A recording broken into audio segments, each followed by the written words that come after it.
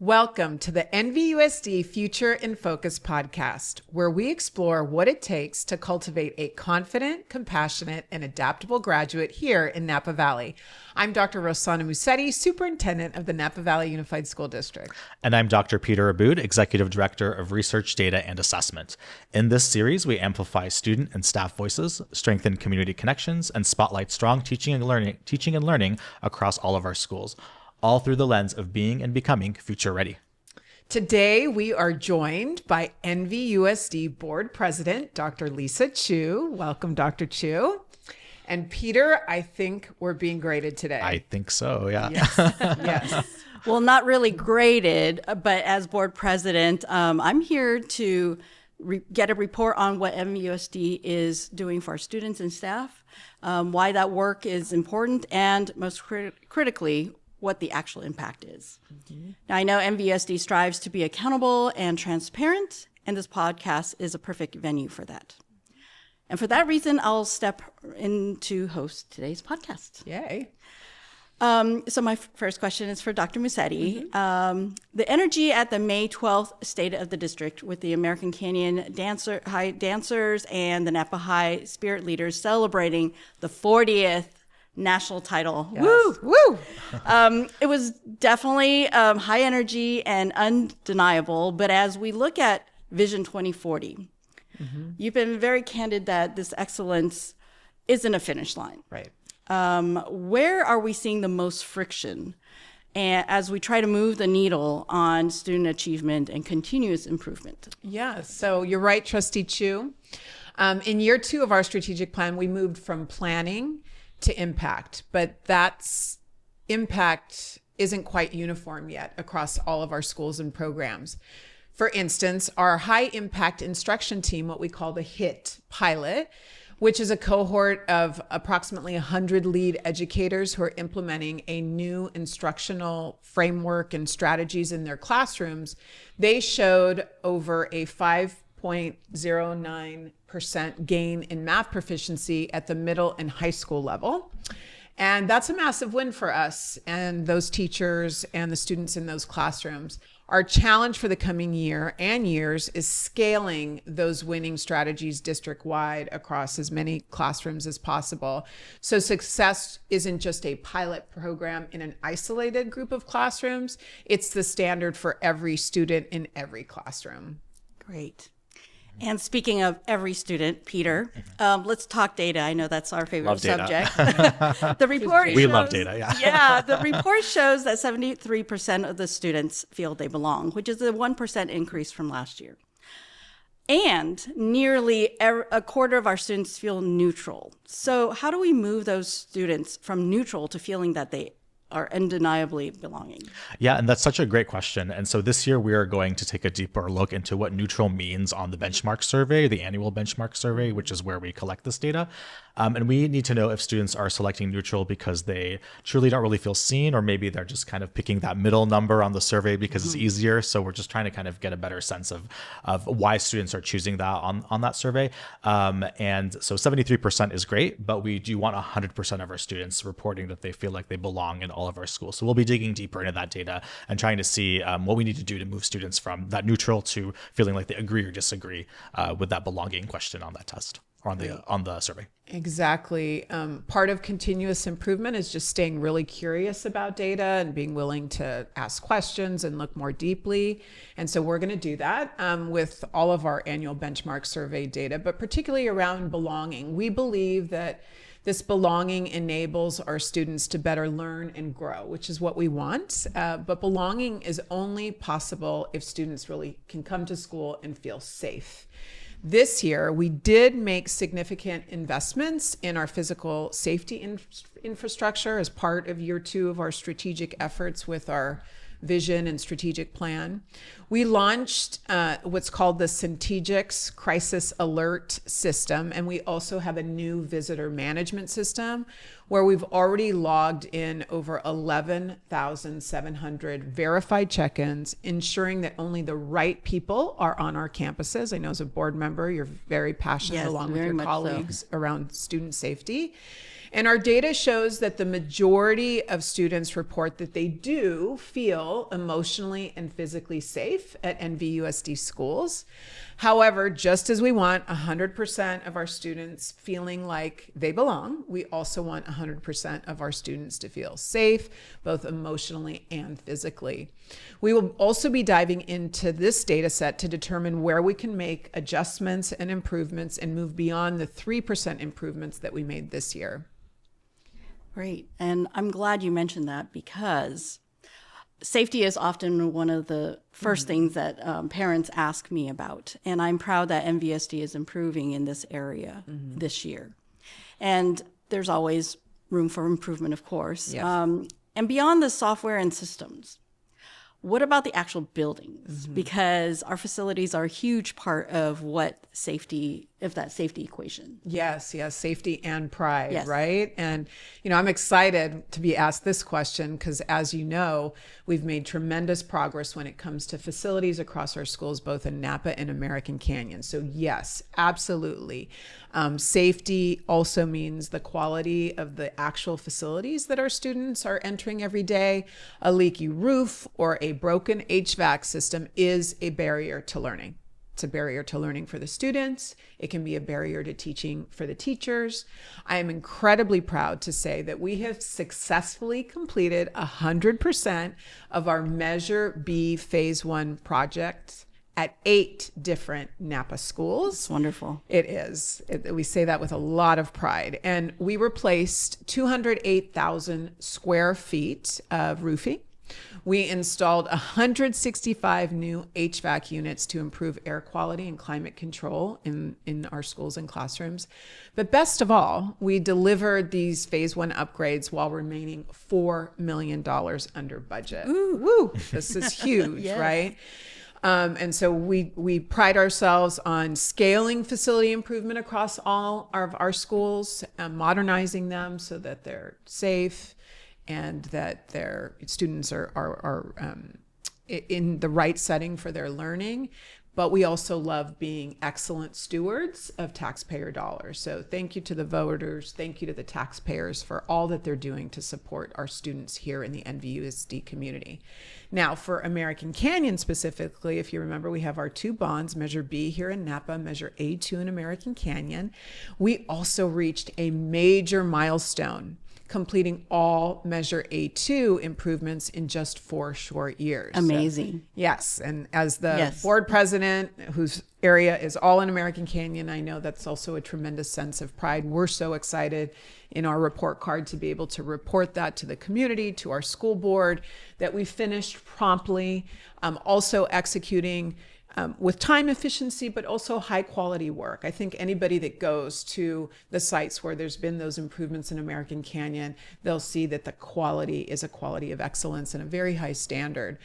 From that state-of-the-art multi-purpose room that we have at Donaldson Way now, which was so needed, to the new track at American Canyon Middle School. It's a beautiful track. It's a beautiful track. That was also a great ribbon cutting. We're now shifting in our organization because of our effective resource management, our short-term and long-term facilities planning. We are able to shift from reactive repairs, which is sort of the state the district was in when I got here in 2018, to now really looking at our response to facilities through an approach of proactive care. And that is just a huge step for us as an organization and as a school district serving the community. Well, that work is really a testament to being responsible stewards of our taxpayer dollars. In past discussions, you have mentioned an unstable world factor. Yes. What keeps you up at night regarding our school district's long-term sustainability, given that context? Well, that's a really good question. There's a lot that can keep a superintendent up at night these days. But, for us, we've cultivated a lot of stability, right? And we spoke at that about that at the State of the District. But honestly, it can be called sort of a 2-front battle, an ongoing 2-front battle. There's the enrollment issue, and then there's staff recruitment and retention. We need students, we want to serve, and then we need the staff that can serve the students, right, across all of our schools. And we want best in class. Our kids deserve excellence and high quality employees that are working with them, whether it's, a classified support staff, an administrator, or a teacher in the classroom. Like most of California, right? We've talked about this a lot over the last several years. We are facing declining enrollment. Right. And we have to continue to make NVUSD academically rigorous and emotionally supportive so that families and students can continue to thrive. And it's important to note there's always a lot of questions or opinions about what is the root of that declining enrollment.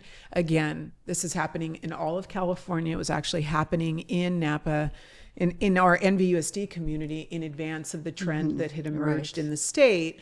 And it's just that people are having less students, less kids, which means less students for us. And it also, there's an affordability factor. California is a very expensive state. And so people who are having kids are tending to leave the state. So this is having a tremendous impact on school systems across the state of California. Thankfully, we've got, despite it being that two-front battle, we've got systems in place to navigate it. Now, the staff component, right? I mentioned staff recruitment and retention is critical to stay centered in being able to serve students with the best, right? And so what we're excited about on our report card is that while 91% of staff reported positive or neutral well-being this year, we continue to live in that high-cost region, and staff work incredibly hard in demanding jobs. It is very difficult to be in education today. Recruitment and retention require constant vigilance from our team, our human resources department. So we remain committed to doing all we can to be disciplined and responsive to the needs of our staff, both in the classroom and out, because how it feels to work in NVUSD will matter when we talk about recruitment and retention. And I'm excited to just quickly report that this is typically the spring is when we engage in hiring for the subsequent year. And because of our stability, we're seeing a lot of candidates, whether it's in classified support staff roles, teaching roles, or administrative roles, are choosing and applying to Napa Valley Unified School District because there is an attraction to the stability that we have to offer because of all that difficult work we've done in the past compared to a lot of school districts around us that are struggling in ways that we were several years ago. Yeah, I'm really grateful for all of that work that has gone on. So I'm going to shift gears a little bit. Okay. One of the most talked about shifts this year was the TK-12 cell phone policy. It's been called a game changer for reducing a lot of class time disruptions. But be honest, what is the feedback from the students? Yeah, well, any massive sort of policy move like that, it's a cultural shift, right? It's a cultural shift, and it has a learning curve always, right? We think we can adopt policy and then there's going to be perfect implementation. That doesn't exist. There's always a learning curve. While it has reduced disruptions and has increased face-to-face engagement during lunches and breaks, which is observable, I've observed it when I do my site visits, we've actually heard the full spectrum of feedback, which is to be expected. In one-on-one talks, many students admit that they actually like this formal permission to be off their phones during class. And during lunch and breaks, while some students, as you might have predicted, wish they still had that, digital tether, right? Which is to be expected. Our schools are up to the challenge of replacing that screen time with a deeper sense of community and learning. So it's really important as we implement the policy that we demonstrate to students that when you're off your phone, there's a gain, right? There's a gain for you. There's a gain for you as a learner. There's a gain for you as a peer in your school community. And so we're confident over time as students make the adjustment, staff makes the adjustment, that we're going to continue to see gains because of the policy implementation. That's great. So in closing, Dr. Mucetti, if you had to point to one area where the community can help move the needle this year, what would it be? Okay, Dr. Abboud.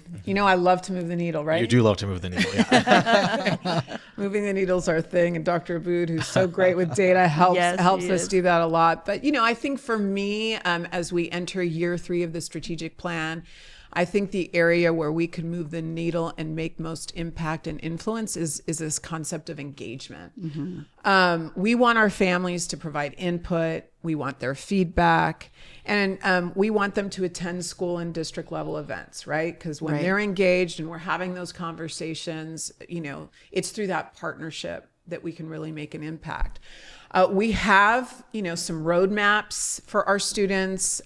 I love to talk about, we talked about it at the State of the District, we mentioned it, the 9th through 12th grade 4-year academic plan. Right. You will be a beneficiary. Yes, I will definitely be. A 9th grader coming into the high school system. And that becomes really important because that becomes a tool for that engagement between our high schoolers and the high school experience. But then parents can also get involved as students make decisions about, high school, course selection, what they're passionate about, because then that will determine maybe what their post-secondary life after NVUSD is going to look like. And then we, of course, have the Stars College Network, which was just a big win for our organization. This year, in its first year of implementing that national model, we helped 125 seniors apply to top tier, and I mean top tier colleges. I think, I mentioned at the State of the District, Stanford, Yale, Cal, University of Chicago, Columbia. And it was great. It's great to give our students the possibility, the exposure to these top tier universities through the small town and rural schools initiative and being part of that network. But these tools and partnerships only work if families and students use them. We can have them, but if they're not used and leveraged, then they don't make their intended impact. So again, how do we get there is through engagement and connection. So next year, with this firm foundation in place, some of these great initiatives that we're hoping will take root, we are ready to engage with our staff, with our families, our students, and the greater community, and we'll be ready to continue to push for participation, feedback, and ongoing input. That's great. So thank you, Dr. Mucetti, Thank you. for the vision and transparency. It's clear that while the State of the District is strong, the work of Vision 2040 is just getting started. That's right. Yeah. Well, thank you. You're a great host, Dr. Chu. You did a great job. You did. Thank you. It's all that experience at the dais, right? Yes. With the meeting, and board president can hop right into a podcast. So congratulations on being a successful host. We are definitely moving forward as a school district, but like I said, the way we're going to do that is moving forward together. So thank you for your leadership. Thank you to the board for all of their support as we advance these strategic initiatives. And we look forward to sharing more insights with you in our next episode. Join us on August 15th as we kick off the 2026-27 school year with our next Future in Focus podcast. Yes. Until then, keep being future ready.